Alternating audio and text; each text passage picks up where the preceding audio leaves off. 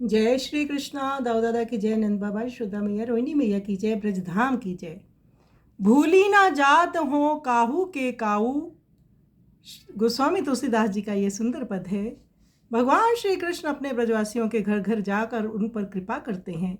बदले में उन्हें नाना प्रकार के उलाने मैया के समक्ष सुनने पड़ते हैं और उसमें उनकी माता की निर्णायक भूमिका होती है, जो समझ नहीं पाती कि गोपियाँ सही बोलती हैं या मेरा कन्हैया। गोस्वामी तुलसीदास जी ने बड़ा सुंदर पद लिखा है। श्री श्याम सुंदर माता से बोले, मैया मैं भूल कर भी कभी किसी के घर नहीं जाता। सुबल सुदामा आदि सभी मेरे सखा इसके साक्षी हैं। और तो क्या, तू बलदाऊ भैया को बुलाकर उन्हीं से पूछ देख। ये ग्वालिनी तो करोड़ों भांति से मुझे तंग करके तुमसे मैं कुछ कहूँ इससे पहले ही अपना दोष छिपाने के लिए आगे आगे झगड़ा करने आ पहुँचती हैं। मैया तो इसे क्या मुँह लगाती है, ये बड़ी नटखट झगड़ालू है, क्या ये किसी को कुछ गिनती है। इस प्रकार ग्वालिनी और गोपाल परस्पर प्रत्युत्तर देते हैं, किंतु यशोदा जी समझ नहीं पाती कि इसमें कितना कपट है और किसका सच्चा भाव है। गोस्वामी तुलसीदास जी कहते हैं कि ग्वालिनी भी बोलने तथा भाव भंगिमा दिखाने में अत्यंत चतुर है और नंदलाल श्याम सुंदर तो नट नागरों के मुकुटमणि ही ठहरे। फिर इनके कपट सत्य का किसी को भी कैसे पता लगे। तो गोस्वामी तुलसीदास जी आज दर्शन कर रहे हैं कि ये सखा मंडली के नायक जो हैं, सरदार जो हैं, वो भगवान श्री कृष्ण हैं। ये ही सब निर्णय लेते हैं कि आज कहाँ जाना है, आज किसके घर जाएंगे। तो ये आनंद मंडली है जो कि घर घर जाकर सुख देती है। तो आइए सुंदर पद का हम श्रवण करें।